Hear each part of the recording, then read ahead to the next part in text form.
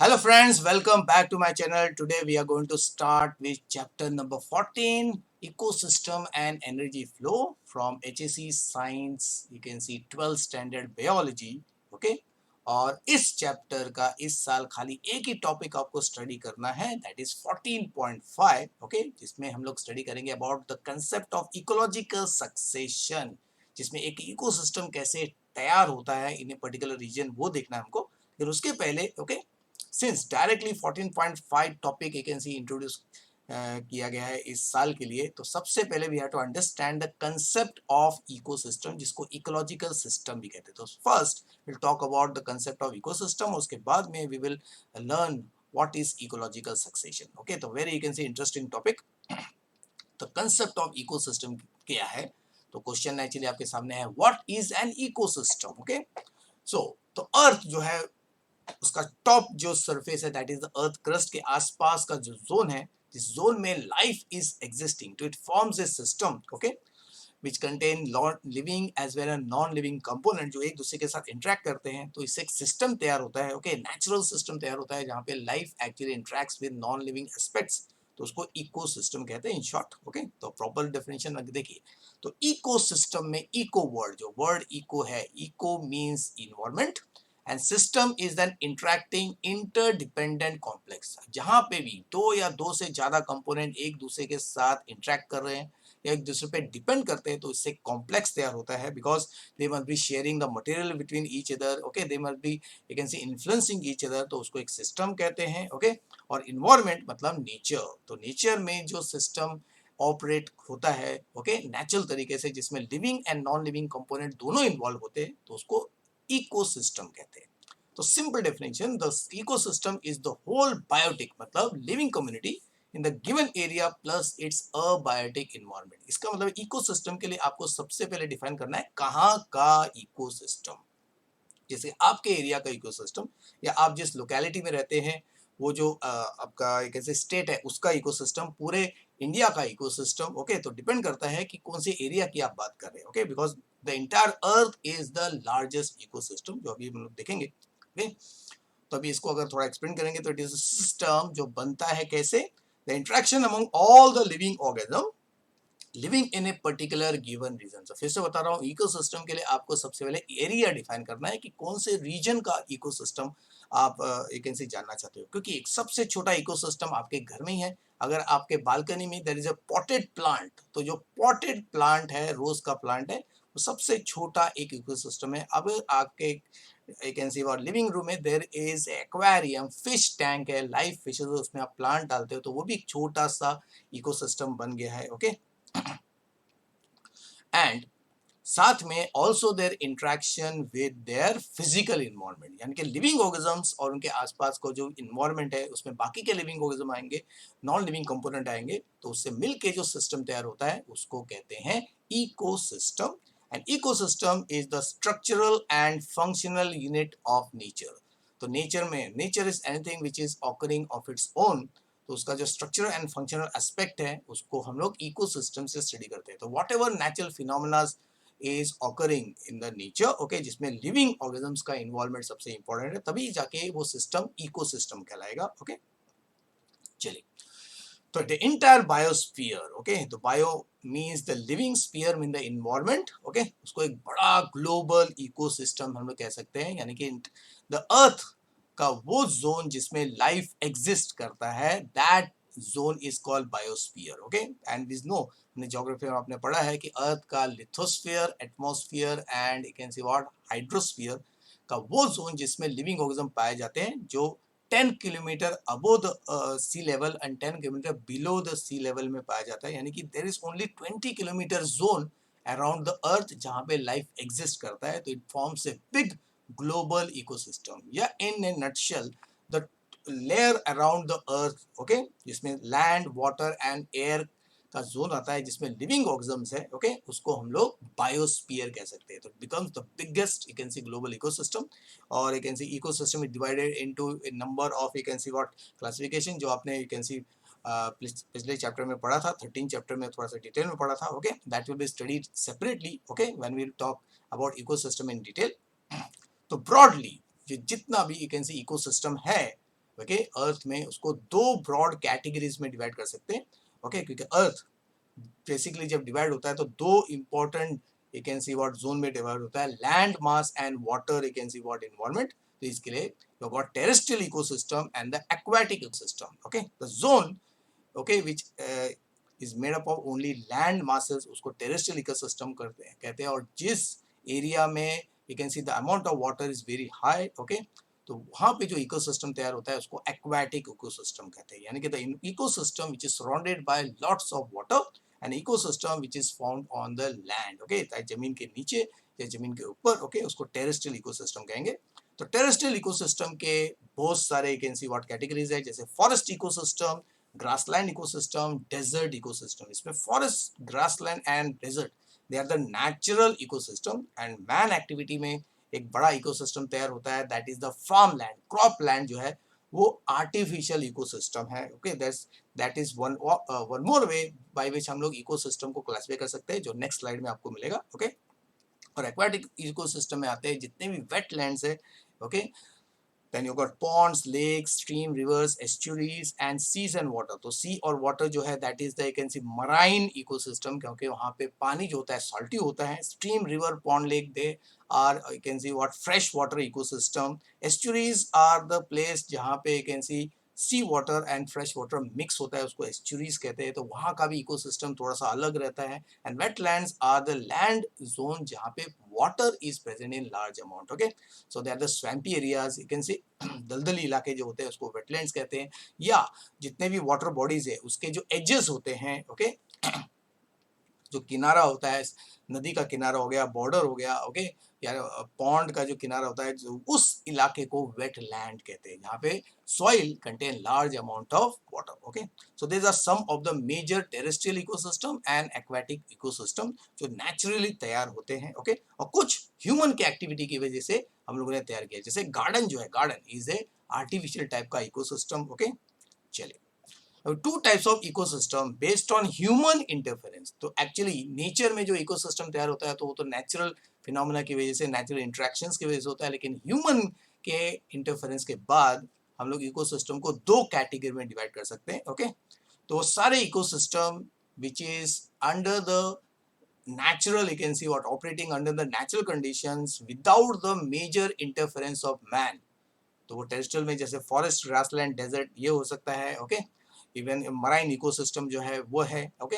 और जहाँ पे ह्यूमन क्या करता है, हेल्प करता है टू क्रिएट दैट इकोसिस्टम। जैसे अगर आपके अपार्टमेंट या आपके घर के आसपास कोई गार्डन है तो the garden is maintained by human, वहाँ पे कौन से प्लांट उगेंगे कौन से नहीं। Crop land is human you can C maintained ecosystem. अगर आप किसी यू कैन सी रिसोर्ट पे जाते हो वहाँ पे जो भी वेजिटेशन आपको दिखता है वो सब जनरली आर्टिफिशियली मेंटेन रहता है। तो जहाँ पे ह्यूमन इंटरफेरेंस है ओके जिसमें ह्यूमन खुद के एक ऐसे प्लान के हिसाब से प्लांट्स को, एनिमल्स को वहाँ पे ग्रो करता है ओके और उनको अरेंज करता है, तो that is the artificial ecosystem, जैसे क्रॉपलैंड एंड एक्वेरियम जो अभी मैंने डिस्कस किया ओके। चलिए अब देखते हैं कंपोनेंट ऑफ इकोसिस्टम। तो वेरी सिंपल, तो इकोसिस्टम के दो एस्पेक्ट है, लिविंग के साथ साथ नॉन लिविंग कंपोनेंट ओके। तो जितने भी लिविंग कंपोनेंट्स है, all the living components present in the ecosystem उनको कहते हैं बायोटिक, और जो नॉन लिविंग कंपोनेंट्स है they are called abiotic. Abiotic components में क्लाइमेटिक फैक्टर आता है जिसमें टेम्परेचर हो गया, प्रेशर हो गया ओके समझा, ग्रेविटी एस्पेक्ट हो गया, एयर मूवमेंट्स हो गया, करेक्ट, लाइट हो गया। तो ये सब क्लाइमेट, वेदर और सीजन डिटरमाइन करते हैं ओके। साथ में जितने भी मॉलिक्यूल्स जो न्यूट्रिएंट्स है, बेसिक न्यूट्रिएंट जिसमें ऑर्गेनिक एंड इनऑर्गेनिक न्यूट्रिएंट्स दोनों आते हैं, they are considered as abiotic components। और बायोटिक कंपोनेंट में आते हैं जितने भी टाइप के लिविंग ऑर्गेनिजम्स है which can be producer, consumers and you can see decomposers। तो अभी न्यू क्लासिफिकेशन के हिसाब से all the producers are called converters because they are generally green plants और photosynthetic organisms। और जितने भी बाकी के ऑर्गेनिजम्स पे डिपेंड रहते हैं, if they are of bigger size they are called macro consumers okay, animals हो गए। और जो माइक्रो ऑर्गेनिजम्स है they are called micro consumers, या जिनको डिकम्पोजर्स भी कहा जाता है। तो हमें एक ऐसे, जैसे ज्योग्राफी में हमें बताया है, बेसिक इकोलॉजी में बताया है कि तीन बायोटिक कंपोनेंट होते हैं, producer, consumers and decomposers okay। तो this aspect you will actually study later in detail okay। चलिए अब बारी है about learning the actual core topic जो इस साल आपको पूछा जाएगा। ओके, इकोसिस्टम से रिलेटेड जो टॉपिक पूछे जा सकते हैं उसको हमने अभी डिस्कस कर लिया। अब देखते हैं अबाउट द कोर टॉपिक जो इस साल फॉर दिस ईयर 2021 के लिए जो है पूछा जाएगा, वो है इकोलॉजिकल सक्सेशन। अभी सक्सेशन का मतलब क्या होता है? स्टेप बाय स्टेप एक फॉर्म से दूसरे फॉर्म में जाना, या एक यू कैन सी व्हाट, अगर एक रीजन में कुछ यू कैन सी एडिशन हुआ है, it is replaced by other you can C members, तो उसको सक्सेशन कहते हैं। सक्सेशन मतलब सीक्वेंस में, ओके, जो आते हैं स्टेप बाय स्टेप आता है, वन आफ्टर अनदर आते हैं over a period of time. तो क्या आते हैं? ओके, तो किसी भी खाली एरिया में देखिए, अगर कहीं पे खाली एरिया तो इमीडिएटली कुछ सालों के बाद, कुछ टाइम के बाद वहां पे घास उगती है। घास उगने के बाद वहां पे कुछ सालों के बाद यू कैन सी श्रब्स आता है, झाड़ी आती है, और फाइनली वहां पे पेड़ पौधे उगने लगते हैं, and everything occurs in a particular definite sequence. तो इस सीक्वेंस को हम लोग कहते हैं सक्सेशन। सक्सेशन मतलब one after another in a proper order, in a particular order. Okay, तो उसके लिए सबसे पहले we have to understand some basic term. Population किसको कहते हैं? ओके, तो group of individuals, organism of one species which is living in a particular place, मतलब area at a given time, having the ability to interbreed। यानी कि एक species के अगर कुछ ऑर्गेनिजम्स कम या ज्यादा एक पर्टिकुलर गिवन स्पेस में रह रहे हैं for a given time, and they are all reproducing with each other. Interbreeding मतलब they are able to reproduce with each other, तो उसको गिवन पॉपुलेशन कहते हैं। जैसे आपके एरिया में एक्चुअली ह्यूमन पॉपुलेशन है, जो भी आपका एरिया है, और साथ में ह्यूमन पॉपुलेशन नहीं है, ह्यूमन पॉपुलेशन के साथ दूसरे एनिमल्स भी है। Mosquitoes are there, cockroaches are there, you can see you got dog, cat, so many types से दूसरे एनिमल्स है जो ह्यूमन के साथ यू कैन सी व्हाट रहते हैं। इन सब को मिला के जो अभी ग्रुप तैयार होता है उसको कहते हैं कम्युनिटी। ओके, तो इन यू कैन सी, ये तो हम लोग ह्यूमन के आसपास की कम्युनिटी देखिए। अगर आप जंगल साइड में जाएंगे या नेचुरल इन्वायरमेंट में जाएंगे तो वहां पे naturally community will be more diverse, क्योंकि वहां पे और भी डिफरेंट टाइप के स्पीशीज पाए जाते हैं जो ह्यूमन के आसपास आपको नहीं मिलेंगे। हाँ, विलेज साइड में अगर आप जाएंगे, रूरल बैकग्राउंड में जाएंगे, तो you will find the different types of species या डिफरेंट पॉपुलेशंस जो मिलते हैं वो और भी ज्यादा बढ़ जाते हैं। Okay, so depending upon human कौन से यू कैन सी रीजन में रहता है, ओके, तो different types of species are found. Okay, तो उसी से जो ग्रुप बनता है उसको फिर कम्युनिटी कहते हैं। जैसे ecological you can see sense में। ओके, तो interacting population of different species that inhabit, जो रहते हैं a common environment and they are interdependent. Okay, इसका मतलब है all biotic component in a given ecosystem forms a community. इसमें जो प्लांट्स है, हर टाइप के प्लांट्स, हर टाइप के एनिमल्स, हर टाइप के इंसेक्ट्स, हर टाइप के माइक्रोजम्स मिल के जो एक सिस्टम बनता है, ओके, उसको हम लोग कम्युनिटी कहते हैं। तो इसका एक रिप्रेजेंटेशन है। जैसे सपोज अभी ये एरिया है, तो यहाँ पे देखिए अभी ये रिप्रेजेंटेशन है कि ये अलग अलग टाइप के स्पीशीज आपको दिख रहे हैं। ओके, तो जो हम लोग अभी रिप्रेजेंट करूंगा मैं अभी। ओके, सो ठीक है, एक है, ये एक टाइप का है, ये दूसरे टाइप का है, this is the third type, this is the fourth type, this is the fifth type of what individual, जो एक particular you can C zone में ग्रो कर रहे हैं। This is the representation of different plants. Okay, और इस पे आपको यू कैन सी व्हाट एक प्रैक्टिकल्स भी है। ओके, पॉपुलेशन डेंसिटी कैलकुलेट करने के लिए जो आपको प्रैक्टिकल्स में है इस साल। Okay, with help of quadrant, very interesting you can C practical, जो आप मेरे प्ले लिस्ट में देख सकते हैं, जिसमें मैंने प्रैक्टिकल के बारे में सब एक्सप्लेन किए हैं। ओके, चलिए, तो अभी सबसे पहले पॉपुलेशन मतलब एक पर्टिकुलर स्पीशीज के जितने भी मेंबर्स हैं जो एक पर्टिकुलर इलाके में पाए जाते हैं वो हो गया पॉपुलेशन। ओके, जैसे ह्यूमन पॉपुलेशन हो गया एक ग्रुप हो गया, देन रैट पॉपुलेशन दूसरा ग्रुप हो गया, डॉग पॉपुलेशन तीसरा ग्रुप हो गया, एंट पॉपुलेशन चौथा ग्रुप हो गया, मॉस्किटो पॉपुलेशन ग्रुप हो गया। तो ये सारे एक ऐसे ग्रुप मिल के कम्युनिटी तैयार होता है। तो different population together forms community in the short.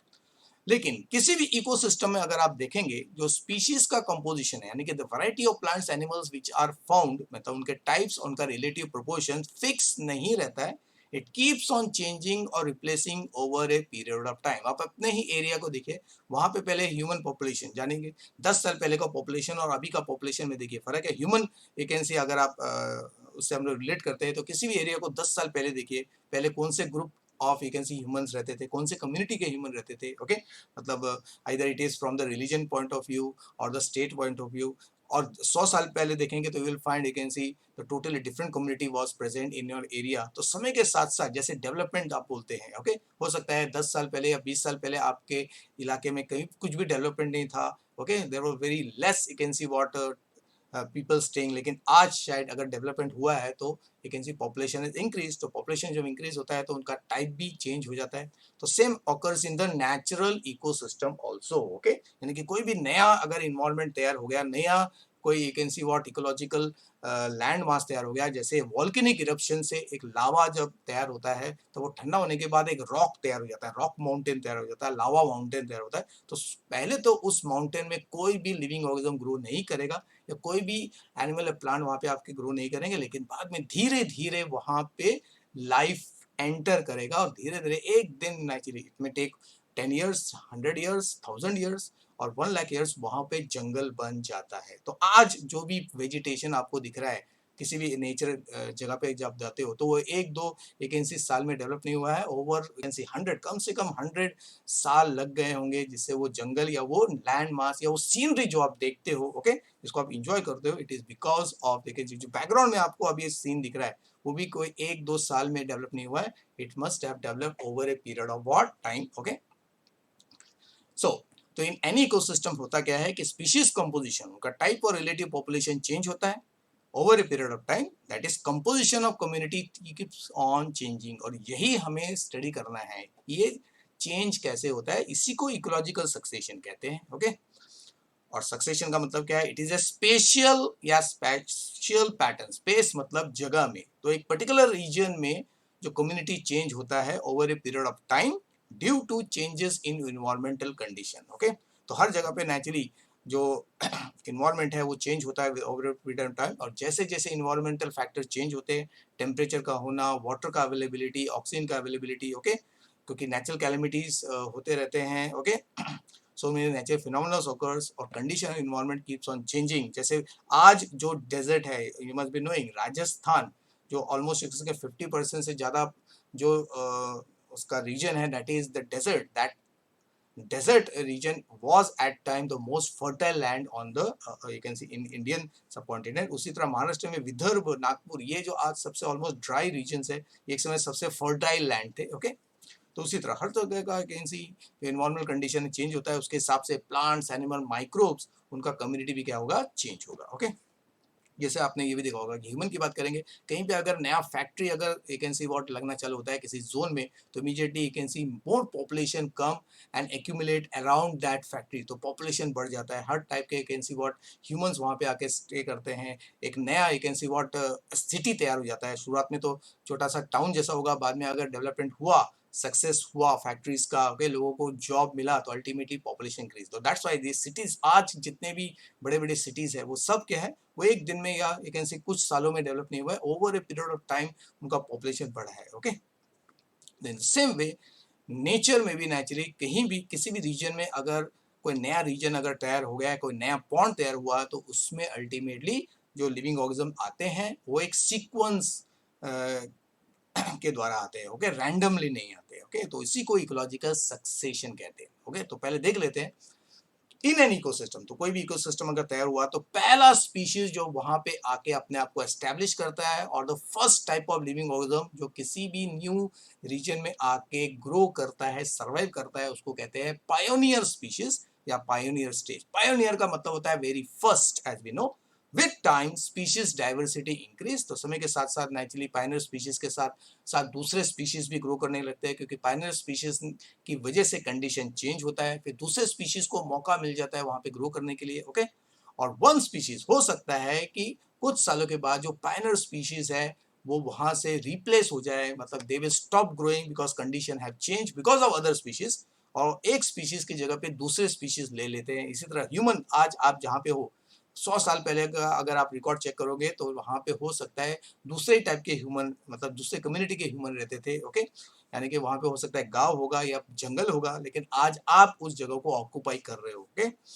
तो वन स्पीशीज में get replace with other species, जिनको इंटरमीडिएट स्पीशीज कहते हो। ये तब तक होता है जब सैचुरेशन हो जाता है, यानी कि उस इलाके में अभी पूरा जो इलाका है या जोन है या रीजन है, it is filled with different varieties of plants, animals and microbes. Okay, जैसे आपको मालूम है डोंबिवली जैसे अपना एक कैन सी प्लेस है, पहले naturally it was having very less population, आज डोंबिवली जैसा इलाका या थाना पूरी तरह भर गया है। Okay, with population, and the people are moving to other you can say places to stay or make their you can say what livelihood या even you can say stay। okay, चलिए, तो इस फिनोमेना को यानी कि एक नया ecosystem अगर तैयार हो गया है तो वहां पे शुरुआत में बहुत कम टाइप के स्पीशीज या ऑर्गेनिजम्स आके रहेंगे, धीरे धीरे वहां पे और भी स्पीशीज आएंगे और अल्टीमेटली वहां पे जंगल तैयार हो जाएगा। Okay, this will talk about the natural ecosystem. Okay, जिसमें ह्यूमन का इंटरफेरेंस नहीं होता है, तो इसको हम लोग कहते हैं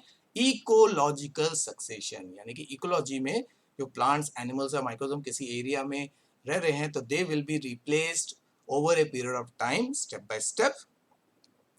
सो उसका डेफिनेशन ऐसा है, the gradual and fairly predictable change in the species composition. Okay, यानी कि हमने स्टडी किया है कि हर जगह पे नेचुरली कोई भी नया रीजन जब तैयार होता है, लैंड मास तैयार होता है या वाटर बॉडी तैयार होता है, तो उसमें एक पर्टिकुलर सीक्वेंस से living organism you can see आके ग्रो करते हैं। तो we are going to talk about with respect to plant succession. Okay, क्योंकि सबसे पहले कहीं पे भी अगर कोई लाइफ आता है तो वो प्लांट के रूप में आता है। Okay, because plants are autotroph, और प्लांट अगर सक्सेसफुल ग्रो हुआ तो ही जाके वहां पे animals and decomposers will be found. तो ग्रेजुअल मतलब very slow process, but gradation मतलब पहले सिंपल है, उसके बाद में और कॉम्प्लेक्स टाइप के ज्यादा डेवलप, यानी कि पहले छोटे ऑर्गेनिजम्स आएंगे, उसके बाद में बड़े ऑर्गेनिजम्स आएंगे, उसको कहते हैं ग्रेजुअल। एंड फेयरली प्रेडिक्टेबल मतलब वी कैन टेल कि आज अगर एक सेकंड स्टेज है तो कुछ सालों के बाद थर्ड स्टेज आएगा। ओके, द स्पीशीज कंपोजिशन मतलब कम्युनिटी का कंपोजिशन चेंज होगा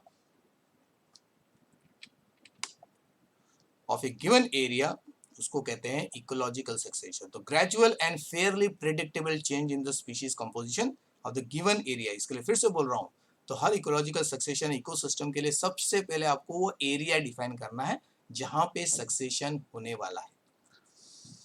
एंड देन तो सक्सेशन के लिए सबसे important factor is time. Okay, तो it takes time depending upon कहाँ पे कौन से एरिया में सक्सेशन हो रहा है, वहां का ओरिजिनल कंडीशन कैसा है। अगर conditions are more suitable, succession will take less time, लेकिन कंडीशन अगर हार्श है तो succession will take more time. चलिए अभी थोड़ा सा देखते हैं। सपोज एक नया लैंड मास है, ओके, यहाँ पे ओके क्रिएट किया, तो सक्सेशन का छोटा सा एक रिप्रेजेंटेशन मैं दे रहा हूँ। तो सबसे पहले naturally one type of species will कम, यहाँ पे कुछ स्पीशीज आएंगे। यहाँ पे सपोज यहाँ पे इस एरिया से लेफ्ट साइड से कैन सी आपके कुछ स्पीशीज ग्रो कर रहे हैं, कुछ घास ग्रो कर रहे हैं, और फिर धीरे धीरे पूरे लैंड मास में वो ग्रास जो है स्प्रेड होगा, लेकिन उनका नंबर अभी बहुत ही कम है। विद ओवर टाइम दूसरे टाइप के कैन सी प्लांट्स अभी ग्रो कर रहे हैं एक जोन में, और फिर धीरे धीरे वो भी नेचुरली क्या होंगे, they will spread to other areas, और धीरे धीरे फिर और भी दूसरे ऑर्गेनिज्म जैसे एनिमल्स अभी क्या है वहां पे इंट्रोड्यूस हो जाएंगे, और फिर अल्टीमेटली क्या होगा, ये पूरा का पूरा जोन जो है it will get filled with lots of different types of species. तो अब ये क्लाइमेक्स कम्युनिटी बन गया, यानी कि इस पूरे लैंड मास में जो है प्लांट्स का भरपूर ग्रोथ हो गया। प्लांट्स अगर आएंगे तो नेचुरली साथ में एनिमल्स भी नेचुरली वहां पे एस्टेब्लिश होते हैं। तो this is the ecological succession. तो ये तो हमने झटके से एक दो you can see what few seconds में कर दिया है, लेकिन नेचर में ये जो सक्सेशन होता है it takes a very long time. Okay, इसको स्टडी करना है। चलिए एक एग्जांपल, एक रियल अभी एग्जांपल देख लेते हैं। ओके, तो यहाँ पे दिखा हुआ है, लेफ्ट साइड से देखते हैं कि कहीं पे पत्थर, ओके, सब लोग एक पहाड़ से पत्थर टूट के नेचुरली क्या हो गया, ब्रेक हो गया, तो उससे बेयर रॉक तैयार हुआ, यानी कि जमीन पे रॉक जमा हो गए हैं। ओके, रॉक न ड्राई रॉक है जिसपे कोई भी वेजिटेशन ग्रो नहीं कर सकता। ओके, तो सबसे पहले वहां पे लाइकेन ग्रो करेगा। As we know in the lower standard हमें पढ़ा था 11th स्टैंडर्ड में, lichens are the pioneers of the land environment. तो जमीन पे सबसे पहले जो ऑर्गेनिजम्स आए, स्टैब्लिश हुए, जिसने सॉइल तैयार किया, that is lichens. Okay, they are the mutual interaction between the algae and fungus. तो फंगस और एल्गी के बीच का इंटरेक्शन, तो आप देख सकते हैं कि जो रॉक है, रॉक के सरफेस पे लाइकेन्स ग्रो करते हैं। लाइकेन जब ग्रो करते हैं तो वो रॉक को गला के या डिसॉल्व करके सॉइल फॉर्मेशन करते हैं, और जैसे ही सॉइल फॉर्मेशन होता है फिर छोटे छोटे plants along with the lichen, lichen में रहते हैं छोटे प्लांट जैसे bryophyta, pteridophyta, they will grow, and with time you can see grasses, herbs, short plants will grow. क्योंकि मिट्टी फॉर्मेशन जो है वो फास्ट हो जाता है because of the decomposition of the previous plants, और ultimately you will find the grasses, shrubs, shade, intolerant trees आने के बाद लास्ट में वहां पे जंगल क्रिएट हो जाता है। फिर बड़े बड़े पेड़ कैन सी तैयार हो जाते हैं which can tolerate the shade, यानी कि ओके तो कुछ प्लांट्स जो होते हैं वो शेड में ग्रो नहीं कर सकते हैं, लेकिन आप अगर जंगल में जाओगे तो naturally in the deeper part of the jungle okay अंदर की तरफ यू विल फाइंड डार्क और शेडी प्लेस, वहां पे भी आपको प्लांट्स मिलेंगे। तो इस तरह एक कैन से क्लाइमेक्स कम्युनिटी बन जाता है। सो शुरुआत के जितने भी स्टेजेस है जो वहाँ उस लैंड मास पे, जैसे रॉकी जो ये एक कैन से लैंड मास था, वहां पे सबसे पहले जितने भी ऑर्गेनिजम्स आके उन्होंने अपने आप को एस्टेब्लिश किया, they are called pioneer stage. उसके बाद में जितने भी प्लांट्स नेचुरली डेवलप हुए रिप्लेस जिन्होंने किया, जिन्होंने पायनियर स्टेज को रिप्लेस किया, they are called intermediate stage, and final जो you can see stage exist करता है उसको कहते हैं क्लाइमेक्स, मतलब last stage. Okay so this is the example of xerarch succession. तो व्हाट इज ज़ेरार्क? ज़ेरा मतलब ड्राई कंडीशन। तो यहाँ पे सक्सेशन ऐसे कंडीशन में हुआ है जहाँ पे water was very less, dry condition, इसको उसको ज़ेरार्क, ज़ेरा means dry condition of plants on land, and this change is sequential and it is regulated by the environmental factor. Okay, तो ultimately अगर कहीं पे भी आज अगर फिर से कहीं पे एक रॉकी इन्वायरमेंट तैयार हो गया, ओके तो वहां पे generally over a period of time इसी तरीके से प्लांट्स क्या होंगे, सक्सीड करेंगे, एक के बाद एक ऐसी डेवलप होंगे और अपने आप को एक दूसरे को रिप्लेस करेंगे। तब तक होगा ये जब तक कि वहां पे जंगल क्रिएट नहीं हो जाता है, लेकिन उसके लिए इन्वायरमेंट फैक्टर्स जो है बहुत इंपॉर्टेंट है। अगर इन्वायरमेंट फैक्टर किसी भी पॉइंट में, सपोज इस पॉइंट, ये जो पॉइंट है, इस पॉइंट तक आते आते इन्वायरमेंट फैक्टर एकदम हार्श हो गया तो फिर से वो फर्स्ट स्टेज में जाएगा और फिर से नया सक्सेशन स्टार्ट होगा। तो everything depends upon the time and the environmental conditions. Okay चलिए अब देखते हैं। ओके तो ecological succession therefore is a gradual slow predictable change in the species composition of the area, जिससे फाइनली वहां पे जंगल इन्वायरमेंट तैयार हो जाता है, that is called climax community. Okay और अगर इन्वायरमेंट कंडीशन फिर से बदली हो गया, हार्श हो गया, तो फिर से you can see the process will restart. Okay चलिए तो द प्रोसेस ऑफ सक्सेशन, उसमें स्टेप्स रहते हैं, तो द स्टेप्स को हम लोग शॉर्ट में देख लेते हैं। ओके इकोलॉजिकल सक्सेशन के जो स्टेप्स है वो स्टेप बाय स्टेप कैसे होता है। तो सबसे पहला स्टेज वो है इसमें एक पर्टिकुलर इन्वायरमेंट में कोई भी लाइफ फॉर्म नहीं है। ओके यानी कि एक नया पॉन्ड डेवलप हुआ है, okay because of some natural phenomena, जैसे अर्थक्वेक की वजह से जमीन क्रैक हो गई, उसमें पानी जमा हो गया, and that water do not contain any microbe, any life form, तो that water will be sterile, मतलब इट विल बी लाइफलेस।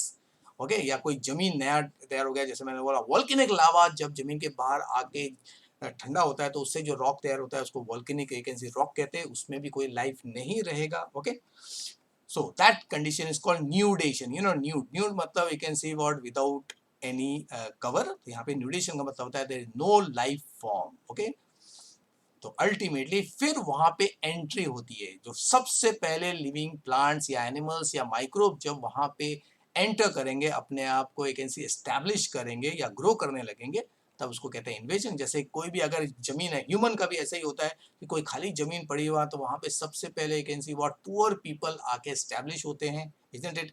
तो वहां पे एक ऐसी झोपड़पट्टी तैयार हो जाती है, यानी कि किसी भी जगह पे जब डेवलपमेंट के नाम पे सबसे पहले वहां पे झोपड़पट्टियां डेवलप होती है और फाइनली वहां पे घर बनते हैं, और finally because of you can see what all the support by the politicians and other people, okay तो वहां पे अल्टीमेटली टावर बन जाते हैं, या वो जो जगह है बोलते हैं डेवलप हो गया। लेकिन शुरुआत कहाँ से होती है, एक झोपड़पट्टी से डेवलप होती है, टेंट में, उसके भी पहले नहीं थी, टेंट में naturally people stay and finally that area is captured, जो लीगल इलीगल जो भी तरीके से देखें, फाइनली वहां पे टावर बन जाते हैं। तो that is the succession of human. Okay so फिर उसके बाद में होता है excessive, that is establishment of plants and animal. फिर वैरायटी इंक्रीज होती है, that is called aggregation, increase in the biodiversity, different plants का वैरायटी इंक्रीज होता है, एनिमल्स का इंक्रीज होता है, माइक्रोब्स का इंक्रीज होता है। ओके और उसके बाद में नेचुरली आपस में कंपटीशन होगा, बिकॉज अगर एक ऐसी एरिया में लिमिटेड रिसोर्सेज होंगे तो हर टाइप के प्लांट्स एनिमल्स आपस में कम्पीट करेंगे, और जो स्ट्रॉन्ग रहेगा दे विल सर्वाइव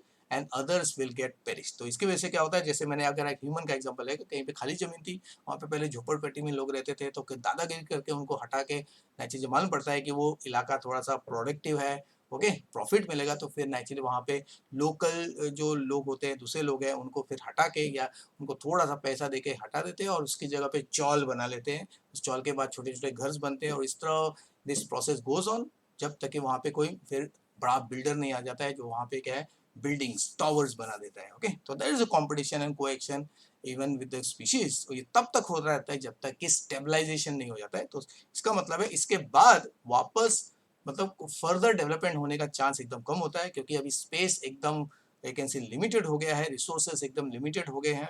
तो स्टेबल कम्युनिटी तैयार हो जाता है जिसको कहते हैं क्लाइमेक्स कम्युनिटी। हाँ, अगर ये क्लाइमेक्स कम्युनिटी डिस्ट्रॉय हो गया तो फिर से वहां पे डिस्ट्रॉय हो गया मतलब वहां के जितने भी लाइफ फॉर्म है फिर से केस जैसा कहीं पे आइलैंड तैयार हो गया था तो वहां पे न्यूडेशन था, कोई लाइफ फॉर्म नहीं था, तो धीरे धीरे वहां पे एक ऐसी प्लांट्स आएंगे, एनिमल्स आएंगे, माइक्रोस आएंगे और वो पूरा एक ऐसी जो आइलैंड है एकदम हरा भरा हो जाएगा, जंगल बन जाएगा। लेकिन अगर सुनामी आ गया और सुनामी की वजह से सारे के सारे आइलैंड्स के सारे प्लांट्स एनिमल्स मर गए तो फिर से वहां पे नेचुरली क्या होगा, न्यू लाइफ, फिर से ये प्रोसेस स्टार्ट होगा। तो इसके लिए तो उसके हिसाब से भी आपका सक्सेशन दो टाइप का है जो हमको देखना है। ओके,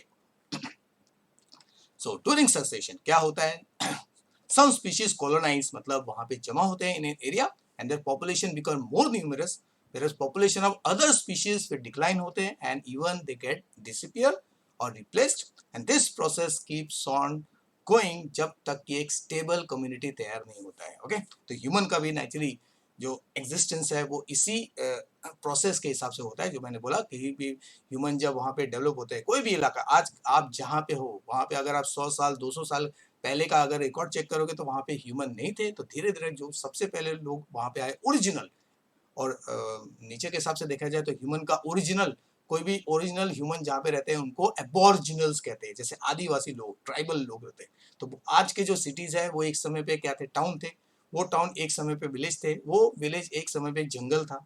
तो यहाँ पे भी ह्यूमन का भी इसी तरह क्या हुआ है, you can see climax community तैयार हो जाता है। तो cities are the best example of the climax community. तो इसको अगर आप यू कैन सी रिलेट करें।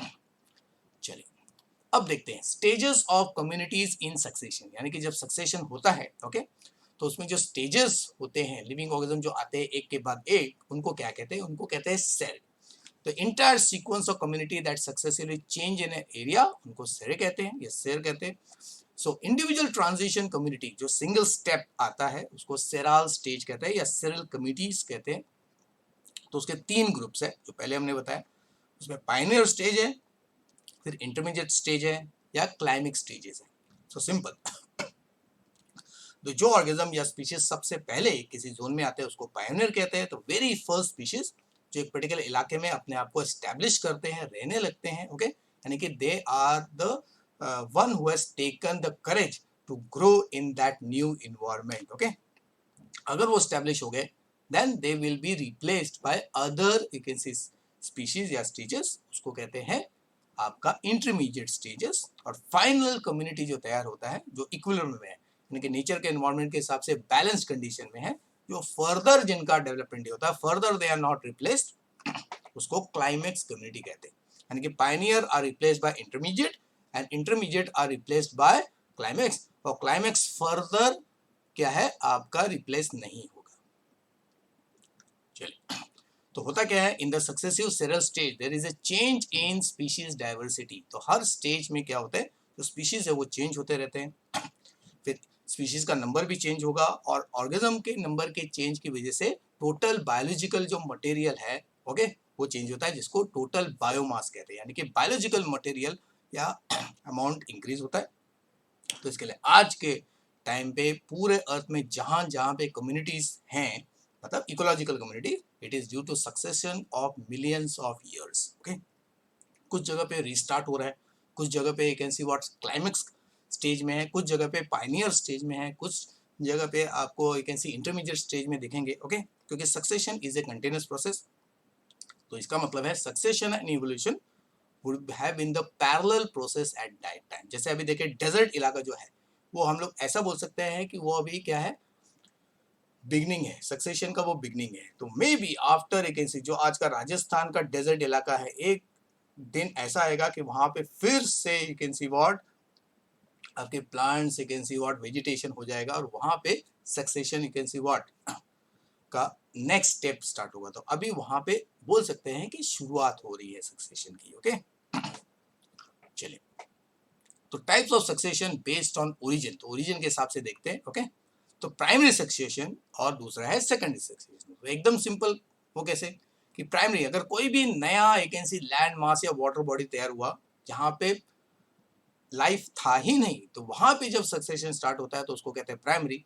सेकेंडरी, जहां पे लाइफ था वो किसी वजह से डिस्ट्रॉय हो गया, फिर से वहां पे लाइफ स्टार्ट हुआ, तो उसको कहते हैं सेकेंडरी। ओके, तो अभी डिफरेंस देखते हैं। तो primary succession the succession in the area where no living organism ever existed, जहां पे कोई भी लिविंग ऑर्गेनिज्म कभी था ही नहीं, क्योंकि it has occurred in the newly cooled lava, जो मैंने बोला बेयर रॉक है, नया रॉक, चाहे वो जमीन से बाहर निकला या किसी पहाड़ से टूट के गिरा है, न्यूली क्रिएटेड पॉन्ड या वाटर रिजर्वर है, नया आइलैंड या नया माउंटेन अगर कहीं पे क्रिएट हुआ, this all will occur because of the natural phenomena, natural, you can see what disturbance in the earth crust.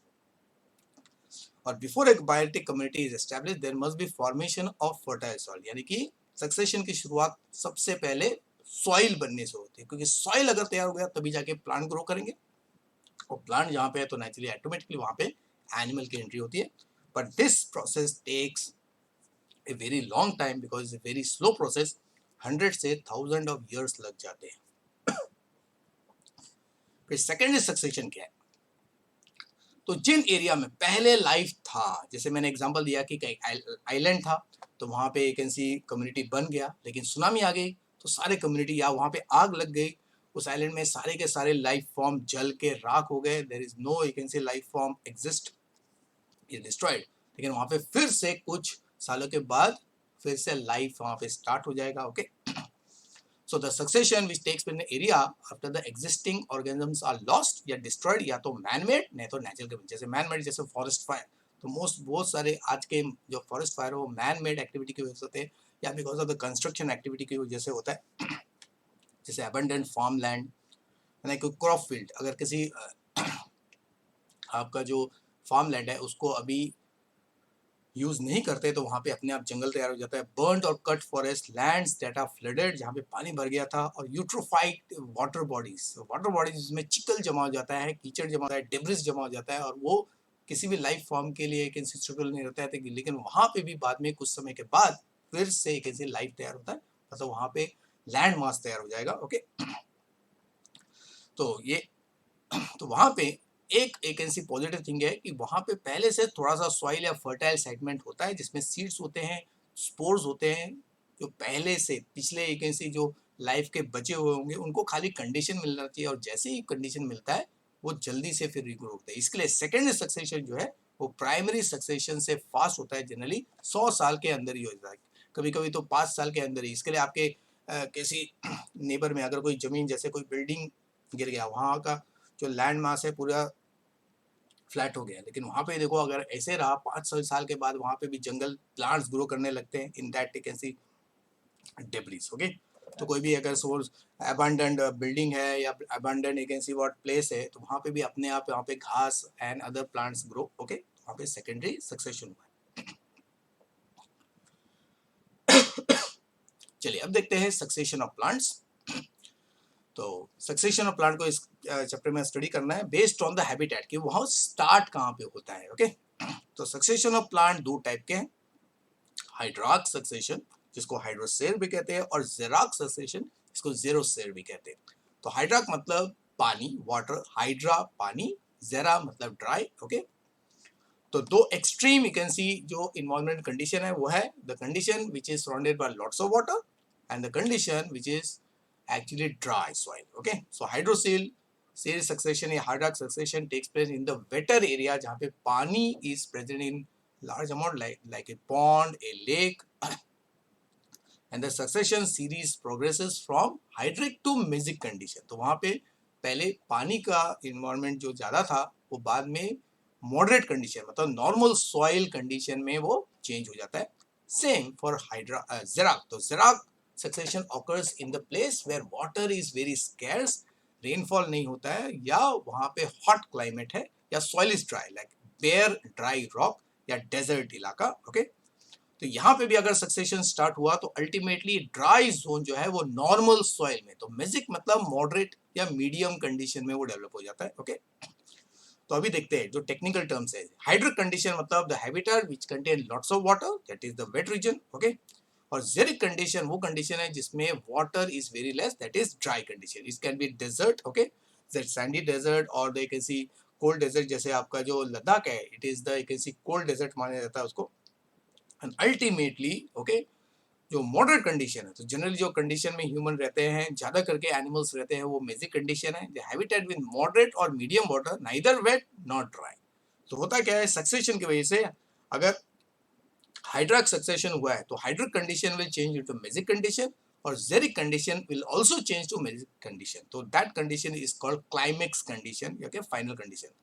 तो इसके लिए तो सक्सेशन अगर हाइड्रॉक और जेराक सक्सेशन में होता है तो ultimately leads to the condition जिसमें वाटर का अमाउंट मीडियम होता है या मॉडरेट होता है, जिसको मेजिक कंडीशन कहते हैं। और इसमें जो क्लाइमेट कम्युनिटी तैयार होता है वो सबसे वेल बैलेंस्ड होता है। इसके लिए उसको उसके फर्दर डेवलपमेंट या रिप्लेसमेंट नहीं होता है, इसके लिए उसको क्लाइमेक्स कम्युनिटी कहते हैं। यानी कि अगर सक्सेशन वाटर बॉडी में हुआ है तो finally soil moderate soil condition में डेवलप हो जाएगा, और ड्राई सॉइल में या ड्राई सैंड में अगर एक ऐसी सक्सेशन हुआ वो भी सॉइल कंडीशन में डेवलप हो जाएगा, मॉडरेट सॉइल कंडीशन में डेवलप हो जाएगा। ओके, चलिए अभी सेलर स्टेजेस देखते हैं प्लांट्स के रेफरेंस में कि सबसे पहले कौन आते हैं, उसके बाद में कौन से टाइप के प्लांट आते हैं। तो पहले हाइड्रॉक का देख लेते हैं। तो हाइड्रॉक सक्सेशन में सबसे पहले आते हैं फाइटोप्लैंक्टन्स मतलब एल्गी, फिर रूटेड सबमर्ज प्लांट आएंगे, फिर रूटेड फ्लोटिंग प्लांट्स आएंगे, फिर फ्री फ्लोटिंग प्लांट ग्रो करेंगे, फिर मार्शी प्लांट एंड मिडोज, फिर श्रब्स, ग्रासेस एंड हर्ब्स, फिर डिफरेंट टाइप्स ऑफ ट्रीज आएंगे। ओके, जेराक कंडीशन की बात करेंगे तो सबसे पहले लाइकेंस ग्रो करते हैं, फिर ब्रायोफाइटा, टेरिडोफाइटा, ग्रासेस, श्रब्स, फिर श्रब्स आएंगे, फिर shade intolerant trees and shade tolerant trees develop करते हैं, और फाइनली डेवलप होता है फॉरेस्ट। ओके, जिसको जिसमें जो कंडीशन होता है वो मॉडरेट होता है, ना तो पूरी तरह ड्राई ना तो पूरी तरह वॉट वेट। ओके, तो दिस आर द स्टेजेस। तो आपको क्वेश्चन आएगा हाइड्रिक सक्सेशन के कौन से स्टेजेस है ऐसा का। इसमें सबसे इंपॉर्टेंट है पहला स्टेज, यानी कि कोई वाटर बॉडी अगर तैयार हो गया नया तो उसमें सबसे पहले एल्गी ग्रो करेंगे, और अगर कहीं पे ड्राई कंडीशन है, ड्राई रॉक हो गया या डेजर्ट है, तो वहां पे सबसे पहले लाइकेंस ग्रो करते हैं, और उसके बाद में ये सीक्वेंस जो आपको दिख रहा है वो डेवलप होते हैं। तो रिप्रेजेंटेशन से हम लोग दिखने वाले हैं ओके इन दोनों को। चलिए, तो primary succession of rock that is xerophytic habitat, जो हमें शुरुआत में एग्जांपल लिया था, तो सेम एग्जांपल इज देयर। तो लाइकेन सबसे पहले यहाँ पे ग्रो करते हैं। तो लाइकेन क्यों, क्योंकि लाइकेन ही रॉक्स को डिसॉल्व करते हैं, because lichen produces two acids, okay, carbonic acid and oxalic acid, और उसकी वजह से रॉक जो मटेरियल है, रॉकी मतलब इनसॉल्युबल सॉल्ट डिसॉल्व होकर सॉल्युबल सॉल्ट्स में कन्वर्ट होता है, जिससे धीरे धीरे सॉइल फॉर्मेशन होता है, जिसको पेडोजेनेसिस भी कहते हैं। उसके बाद इस मिट्टी में फिर ब्रायोफाइटास, जिनको एकदम कम पानी चाहिए, वो ग्रो करते हैं, फिर टेरिडोफाइटा आएंगे, फिर हर्ब्स, श्रब्स, ग्रासेस, और फाइनली वहाँ पे जब सॉइल लेयर बहुत ही एक ऐसी डीप हो जाता है तब जाके बड़े बड़े पेड़ डेवलप होते हैं, और इस कंडीशन को कहते हैं स्टेबल क्लाइमेक्स फॉरेस्ट कम्युनिटी, जो मीजोफाइटिक होता है, यानी कि मेजिक कंडीशन डेवलप हो जाता है, यानी कि dry condition normal soil condition में कन्वर्ट हो जाते हैं। ओके, तो this part we have studied. अब देखते हैं हाइड्रोफाइटिक कंडीशन का एग्जांपल। जैसे तो यहाँ पे एक एग्जांपल दिया हुआ है कि एक पॉन्ड दिख रहा है आपको, तो यहाँ पे आपको दिख रहा है पॉन्ड। तो पॉन्ड, एक नया पॉन्ड डेवलप हो गया जिसमें कोई भी लिविंग फॉर्म नहीं है, तो सबसे पहले वहां पे फाइटोप्लैंक्टन्स आएंगे, दैट इज एल्गी। उसके बाद में वहां पे submerged you can see what plant develop होंगे, जो पानी के अंदर ग्रो करेंगे, एग्जांपल है हाइड्रिला एज वी नो। उसके बाद में रूटेड प्लांट्स आएंगे, यानी कि जो प्लांट्स है they will be having roots और they will emerge out of the water, example है लोटस। और साथ में फ्री फ्लोटिंग प्लांट जैसे पिस्टिया, इकॉर्निया, इस टाइप के प्लांट्स आएंगे। यानी कि देखो पहले एल्गी ग्रो किया, उसके बाद में हाइड्रिला ग्रो करता है, उसके बाद में लोटस और पिस्टिया जैसे प्लांट ग्रो करते हैं। ओके, और फिर you got reed and marshy plant जो एजेस में ज्यादा ग्रो करते हैं। ओके, तो रीड्स मतलब hollow you can see bamboo जैसे जो प्लांट्स होते हैं, मतलब उनको रीड्स कहते हैं। ओके, आपको मालूम है जो पुराने जमाने में पेन यूज किया जाता था तो वो रीड होता था। हॉलो जो बांस है, जैसे बांसुरी टाइप का जो यू कैन सी प्लांट्स होता है हॉलो स्टेम वाले, उनको रीड्स कहते हैं। ओके, और तब तक क्या होता है कि वाटर का अमाउंट कम हो जाता है, दलदल I can see marshy environment तैयार हो जाता है यहाँ पे। ओके, यानी कि एक वाटर बॉडी अभी क्या है, नॉर्मल सॉइल बनने जा रहा है, फिर स्लेजेस एंड ग्रासेस डेवलप होगा, और फिर आपका श्रब्स एंड हर्ब्स जैसे एल्नस, और फाइनली वो जो पॉन्ड इन्वायरमेंट था वो एक जंगल में या पेड़ों से भरा हुआ एक जंगल बन जाता है, ओके, जिसको क्लाइमेक्स कम्युनिटी कहते हैं, ओके, जो एक फॉरेस्ट बन जाता है, ओके। इसके लिए आप कहीं पे भी नेचुरल इन्वायरमेंट, जैसे अगर आप किसी घाट से गुजरते हो, ओके, तो वहाँ पे नेचुरली यू कैन सी दो आपका जो रोड होता है ऊपर नीचे जा रहा होता है, आपको पूरा उस पहाड़ के ऊपर भी आपको जंगल जैसा यू कैन सी डेवलप होता है। तो वो कैसे हो गया कि वहाँ पे नेचुरली जो डिप्रेशन है वहाँ पे तो पानी था, मतलब एक छोटा सा पॉन्ड होगा, उसी पॉन्ड में फिर अल्टीमेटली ये सारे सक्सेशन होते होते after a long period of time वहाँ पे फिर पेड़ उगते हैं, बड़े बड़े पेड़, यानी कि पूरा वो लैंड मास पेड़ से कवर हो गया, मतलब फॉरेस्ट बन जाता है, ओके। तो thus with time the water body is converted into the land mass, तो इसको कहते हैं hydrophytic you can see succession या primary succession in water, okay, यानी कि पानी में जो सक्सेशन हुआ अल्टीमेटली वो लैंड मास या मॉडरेट कंडीशन में डेवलप हो गया। चलिए अब देखते हैं example of the secondary succession. तो सेकेंडरी सक्सेशन कहाँ पे होता है, तो जहाँ पे पहले लाइफ था वो किसी वजह से डिस्ट्रॉय हो गया, वहां पे फिर से जब लाइफ वहां पे स्टार्ट होगा तो उसको सेकेंडरी कहेंगे। तो इसका एक एग्जांपल देख लेते हैं, ओके। तो एग्जांपल कैसा है अभी कि आपको इधर सबसे पहला जो बॉक्स आपको दिख रहा है, तो this is the existing forest. अब ये क्लाइमेक्स कम्युनिटी है, ओके, लेकिन किसी वजह से फॉरेस्ट फायर यू कैन सी आग लग गई, तो सीवियर आग लग गई। तो इस सीवियर आग की वजह से पूरा का पूरा जंगल जो है नेचुरली इट बिकेम लाइफलेस, कोई भी प्लांट नहीं है, सॉइल देखो एकदम ड्राई हो गया है, ऐश से भर गया होगा, यानी कि there is total nudation of the forest land, यानी कि वो लैंड मास जहाँ पे पहले भरा पूरा जंगल था which was actually flourishing with the vegetation is now lifeless because of that severe forest fire. तो कुछ सालों तक वो ऐसा ही रहेगा क्योंकि अपने आप को एस्टेब्लिश इन्वायरमेंट कंडीशन भी चेंज हो जाता है, लेकिन over a period of time फिर यहाँ से सक्सेशन स्टार्ट हो रहा है। सॉइल में जो सीड्स या स्पोर्स डीप थे तो रेगुलर पानी जाने की वजह से जो रेजिस्टेंस सीड होते हैं, देयर आर मेनी सीड्स जो नेचुरली एक्सट्रीम कंडीशन में अपने आप को प्रोटेक्ट करते हैं, लेकिन उनका जर्मिनेशन बहुत ही देर से होता है because they require lots of water to germinate. तो over a period of time, कुछ टाइम के बाद वो 2 साल 10 साल यू कैन सी व्हाट लगते हैं, लेकिन वो जर्मिनेट होते हैं, एंड व्हेन दे जर्मिनेट फिर से you can see what plant develop हो जाते हैं धीरे धीरे। पहले शॉर्ट प्लांट्स, हर्ब्स, श्रब्स, बाद में स्मॉल ट्रीज, शेड इंटॉलरेंट, और बाद में फिर शेड टॉलरेंट प्लांट, जिसमें देखिए पेड़ के जो बड़े बड़े पेड़ है उसके नीचे आपको शेड लविंग प्लांट दिख रहे हैं, यानी कि फॉरेस्ट स्टेज तैयार हो जाता है, यानी कि वो फॉरेस्ट कम्युनिटी फिर से डेवलप हो जाता है। तो इसको कहते हैं सेकेंडरी सक्सेशन, यानी कि एक जंगल था वो डिस्ट्रॉय हो गया, वहां पे लाइफ खत्म हो गई, लेकिन फिर से वहां पे नया लाइफ स्टार्ट हुआ in the same sequence, okay. तो इसको हम लोग कहते हैं सेकेंडरी सक्सेशन। तो नीचे लगा हुआ है it is a secondary succession in the forest ecosystem after a severe fire, okay. तो सीक्वेंस है, फॉरेस्ट फायर की वजह से पहले लाइफ खत्म हो जाएगा, there will be nutrition and then you can see what the succession will start, फिर से फॉरेस्ट तैयार हो जाएगा which will occur over a period of time. तो अब देखते हैं, okay, almost we are come to the end of the session. तो इंपॉर्टेंट फीचर सक्सेशन के क्या है कि स्पीशीज जो किसी इलाके में आते हैं वो डिपेंड करते हैं वहाँ पे सॉइल कैसा है और वाटर की अवेलेबिलिटी क्या है, यानी कि इन्वायरमेंटल कंडीशन डिसाइड कि which type of species will come in a particular you can see environment. तो in succession changes in vegetation affects the food and shelter of the animal, यानी कि जिस टाइप का प्लांट्स आएंगे उसी type के animals भी वहां पे स्टे करेंगे। तो इसी तरह एनिमल का भी सक्सेशन होता है। As a succession proceed the number and types of animals and the decomposer also change, क्योंकि plant decides the animals and plants and animal के डेथ के बाद नेचुरली डिकम्पोजर्स का कंपोजिशन भी चेंज होता है, ओके। देन तो natural and human induced disturbances, यानी कि ह्यूमन एक्टिविटी की वजह से कोई एक सेरल स्टेज जो है वो फिर से रिवर्स भी हो सकता है, क्योंकि ह्यूमन इंटरफेरेंस हो सकता है। जैसे अगर मैन ने कहीं पे जंगल में खुद आग लगा दी जानबूझ के फॉर एग्रीकल्चर पर्पस, तो इमीडिएटली अगर एग्रीकल्चर हो रहा है वहाँ पे क्रॉपिंग हो रही है तो अल्टीमेटली वहाँ पे सक्सेशन चेंज हो जाएगा, बिकॉज मैन अपने you can see what desire के हिसाब से प्लांट्स को ग्रो करता है, लेकिन फिर उस क्रॉप फील्ड को अगर क्या है वो यूज नहीं करेगा तो उधर फिर से नेचुरल तरीके से क्या है सेरल स्टेजेस तैयार हो जाते हैं, okay. So this creates new condition that encourage more species, different species, and discourage or eliminate other species. यानी कि human के interference की वजह से the variety of species also changes and all the succession, okay, चाहे वो water में हो रहा है या land में हो रहा है, वो अल्टीमेटली क्लाइमेक्स कम्युनिटी की तरफ वैकेंसी जाता है, जिसको मेजिक कंडीशन कहते हैं, यानी कि एक जंगल तैयार हो जाता है।